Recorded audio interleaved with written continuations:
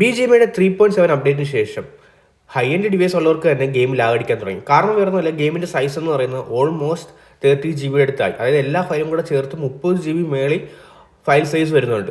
അപ്പം high end device ഉള്ളവർക്ക് തന്നെ ലാഗ് അടിക്കുകയാണ്. അപ്പോൾ ലോ എൻഡ് ഡിവൈസ് ഉള്ളവരുടെ കാര്യം പറയേണ്ട കാര്യമില്ല. അപ്പോൾ ഇന്നത്തെ വീഡിയോക്കകത്ത് ലോ എൻഡ് ഡിവൈസ് ഉള്ളവർക്ക് ലാഗ് കുറയ്ക്കാനുള്ള കുറച്ച് ടിപ്സാണ് പറയാൻ പോകുന്നത്. അപ്പോൾ മാക്സിമം വീഡിയോ ഫുള്ള് സ്കിപ്പ് അടിക്കാതെ കാണുക. നിങ്ങൾക്ക് ഒരു ലോ എൻഡ് ഡിവൈസ് അല്ലെങ്കിൽ ഒരു മിഡ് റേഞ്ച് ഡിവൈസ് ആണെങ്കിൽ വാട്ട് എവർ ഏത് ഡിവൈസ് ആണെങ്കിലും ഈ വീഡിയോ നിങ്ങൾക്ക് ഉപകാരപ്പെടും.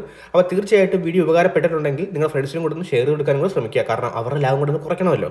അപ്പോൾ വീഡിയോയിലോട്ട് പോകുന്നതിന് മുമ്പ് നമ്മുടെ ചാനൽ മെമ്പർഷിപ്പ് എടുത്ത എല്ലാ ഫ്രണ്ട്സിനും ഒരു ബിഗ് ഷൗട്ട്. അപ്പോൾ നേരെ കാര്യത്തിലേക്ക് ഫ്രണ്ട്സ്, നമ്മൾ മേജറായിട്ട് ചേഞ്ച് ചെയ്യേണ്ടത് low end mid range device ആയിട്ട് ചെയ്യേണ്ടതെന്ന് വെച്ചാൽ സെറ്റിംഗ്സിലാണ്. അപ്പോൾ സെറ്റിംഗ്സിൽ കുറച്ചധികം കാര്യങ്ങൾ നമ്മൾ ഇനേബിളും ഡിസേബിളും ഒക്കെ ആക്കാനുണ്ട്.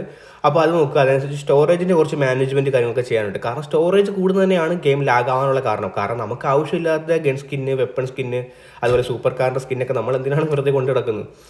അപ്പം ആദ്യം നമ്മൾ ചെയ്യേണ്ടത് സെറ്റിംഗ്സ് എടുക്കുക. സെറ്റിംഗ്സ് എടുത്തിട്ട് എഫിഷ്യൻസി എന്ന് പറയുന്ന ഓപ്ഷൻ ഉണ്ട്. അതിൻ്റെ അകത്ത് ഈ കാണുന്ന സംഭവങ്ങളൊക്കെ ഒന്ന് ഡിസേബിൾ വയ്ക്കുക. അതായത് പവർ സേവിങ്, അതുപോലെ തന്നെ ഷാഡോ, പിന്നെ ഓട്ടോ അഡ്ജസ്റ്റ് ഗ്രാഫിക്സ്, പിന്നെ ആൻറ്റി അനലൈസിംഗ് ഉണ്ട്. അതൊക്കെ ഓഫാക്കി വയ്ക്കുക. കാരണം ഇതൊക്കെ വെറുതെ വേസ്റ്റാണ്. കാരണം ലോ ആൻഡ് മിഡ് റേഞ്ച് ഡിവൈസുകാർക്ക് ആവശ്യമില്ല. അപ്പോൾ ഇതൊക്കെ ഒന്ന് ഡിസേബിൾ വയ്ക്കുക. കാരണം ഇതെല്ലാം ലാഗ് അടിക്കാൻ കാരണമാക്കും. അപ്പോൾ ഇതെല്ലാം ഡിസേബിൾ വയ്ക്കുക. അപ്പോൾ എഫിഷ്യൻസിക്കകത്ത് അതാണ്.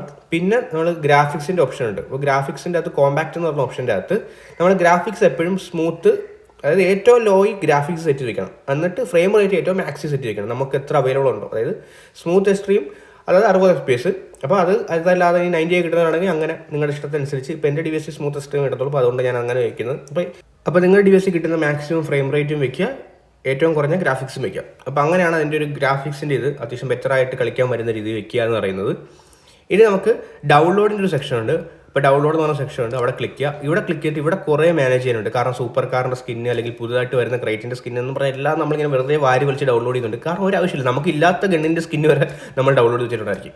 അപ്പോൾ ആദ്യം നമ്മൾ സെറ്റിംഗ്സിൻ്റെ ഒരു ഭാഗമുണ്ട് മേളിലായിട്ട്. അപ്പോൾ അവിടെ ക്ലിക്ക് ചെയ്യുക. സെറ്റിംഗ്സിൽ ക്ലിക്ക് ചെയ്തിട്ട് താഴെയായിട്ട് നോക്കുകയാണെന്നുണ്ടെങ്കിൽ സ്റ്റോറേജ് സ്മാർട്ട് മാനേജ്മെൻറ്റ് എന്നൊരു ഓപ്ഷൻ ഉണ്ട്. അത് ഇനേബിൾ ചെയ്തിട്ട് നമുക്ക് എത്ര GB ഗെയിമിൻ്റെ സൈസ് വരണം എന്നിവിടെ കൺട്രോൾ ചെയ്യാൻ പറ്റും. അപ്പോൾ നമ്മുടെ ഡിവൈസിനനുസരിച്ച് ഒരു 5 GB അല്ലെങ്കിൽ ഒരു 15 GB എത്ര ആണ് നിങ്ങൾക്ക് ലിമിറ്റ് സെറ്റ് ചെയ്തിട്ട് ഇവിടെ റിമൈൻഡ് ആൻഡ് ഓട്ടോ റിമൂവ് എന്നുള്ള ഓപ്ഷൻ ഉണ്ട്. അത് ക്ലിക്ക് ചെയ്യുക. അപ്പം തനിയെ റിമൂവ് ആയി പോയിക്കോളും. അതിന് മേളിലേക്ക് സൈസ് കൂടുകയാണെന്നുണ്ടെങ്കിൽ തനിയെ തന്നെ ക്ലിയർ ആയി പോയിക്കോളും. അപ്പോൾ അത് നിങ്ങൾ ഇനേബിൾ ചെയ്തിട്ട് അങ്ങനെ ഒരു സ്റ്റോറേജ് നിങ്ങളുടെ ഡിവൈസിൽ താങ്ങാൻ പറ്റുന്ന സ്റ്റോറേജ് സെറ്റ് ആക്കുക. പിന്നെ ഒരു ക്ലിയറിൻ്റെ ഓപ്ഷൻ ഉണ്ട്. അതിൽ ക്ലിക്ക് ചെയ്ത് മാനുവലി സെലക്ട് ചെയ്തിട്ട് നമുക്ക് ആവശ്യമില്ലാത്ത, നമ്മൾ കളിക്കാത്ത മാപ്പുകൾ, ഇപ്പോൾ റോണ്ടോ മാപ്പ് അല്ലെങ്കിൽ ലിവിക്ക്, നിങ്ങൾ ഏതാ മാപ്പാണോ കളിക്കാത്തത് അതൊക്കെ ക്ലാസിക്കിൻ്റെ ഭാഗത്ത് നിന്ന് ഡിലീറ്റ് ചെയ്യാൻ പറ്റും. അവിടെ അറീന ക്ലിക്ക് ചെയ്തിട്ട് അറീനയ്ക്കകത്തും ക്ലിയർ ചെയ്യാൻ പറ്റും. അല്ലെങ്കിൽ ഈ സ്പെഷ്യൽ ഇവൻറ്റ്, അതായത് നമ്മുടെ ട്രെയിനിങ് ഗ്രൗണ്ട്, അങ്ങനെ കുറേ ചിയർ പാർക്ക്, ഹോം, അങ്ങനെ കുറേ സംഭവങ്ങളുണ്ട്. ഇപ്പം ഞാൻ കുറേ ഒന്നും ഡൗൺലോഡ് ചെയ്തിട്ടില്ല. അപ്പം നിങ്ങൾക്ക് ആവശ്യമില്ലാത്ത സംഭവങ്ങളൊക്കെ ഇതേപോലെ സെലക്ട് ചെയ്ത് ഡിലീറ്റ് കളയാൻ പറ്റും.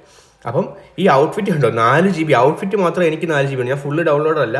അപ്പോൾ നിങ്ങൾക്ക് എല്ലാവരും ഔട്ട്ഫിറ്റ് കാണാൻ വേണ്ടി വെറുതെ ഡൗൺലോഡ് ചെയ്യും, ഒരു കാര്യമില്ല. എനിമിയൊക്കെ ഡ്രസ്സ് ഇല്ലാതെ പോയെന്ന് പറഞ്ഞിട്ട് ഒരു കുഴപ്പമില്ല. അപ്പോൾ ഇങ്ങനെ കുറേ കാര്യങ്ങളൊക്കെ ലാഗിന് കാരണമാവും. അപ്പോൾ ഇതെല്ലാം ഡിലീറ്റ് ചെയ്ത് ക്ലിയർ ആക്കി കഴിഞ്ഞ് കഴിഞ്ഞാൽ നമുക്ക് നല്ല രീതിയിൽ മുന്നോട്ട് കളിക്കാൻ പറ്റും ലാഗില്ലാതെ. പിന്നെ ശ്രദ്ധിക്കേണ്ട ഒരു കാര്യം, നമ്മുടെ law and mid range device ആണ്. അതുകൊണ്ട് തന്നെ ഹോട്ട് ഡ്രോപ്പിൽ ഇറങ്ങിപ്പോയി ഫൈറ്റ് എടുക്കുക എന്ന് പറയുന്നത് ഇച്ചിരി ടാസ്ക്കാണ്. അവിടെ ഇറങ്ങുമ്പോൾ എന്തായാലും ലാഗാണ്.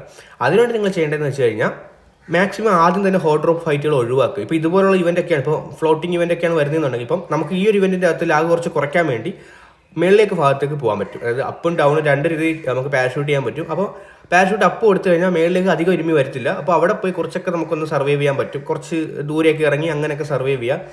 അല്ല ഇനി താഴെയൊക്കെ വരുന്ന ഇവൻ്റ് ആണെങ്കിൽ ഇവൻ്റ് പോയി ഡയറക്റ്റ് ഇറങ്ങാതെ കുറച്ച് മാറിയൊക്കെ ഇറങ്ങി അങ്ങനെയൊക്കെ ഫൈറ്റ് എടുക്കുക. അപ്പോൾ ഇതൊക്കെയാണ് ടിപ്സ് എന്ന് പറയുന്നത്. മാക്സിമം എല്ലാവരും ഒന്ന് ട്രൈ ചെയ്ത് നോക്കിയിട്ട് നിങ്ങൾക്ക് ഉപകാരപ്പെടും എന്ന് തോന്നുന്നുണ്ടെങ്കിൽ മാത്രം നിങ്ങൾ ഫ്രണ്ട്സിനൊക്കെ ഒന്ന് ഷെയർ ചെയ്തെടുക്കുക. ഞാൻ കുറച്ച് പേരെയൊക്കെ ലോ എൻഡ് ഡിവൈസുള്ള കുറച്ച് പേർക്കൊക്കെ ഈ ഗ്രാഫിക്സ് സെറ്റിംഗ്സും അതുപോലെ സ്റ്റോറേജ് മാനേജ്മെൻറ്റ് സെറ്റിംഗ്സ് ഒക്കെ ഒന്ന് പറഞ്ഞു കൊടുത്തതിന് ശേഷം അത് കുറച്ചൊക്കെ ബെറ്റർ ആയിട്ടുണ്ടെന്നാണ് പറയുന്നത്. അപ്പോൾ എന്തായാലും നിങ്ങൾ ട്രൈ ചെയ്ത് നോക്കിയിട്ട് വീഡിയോയുടെ കമൻറ്റ് ചെയ്യാം.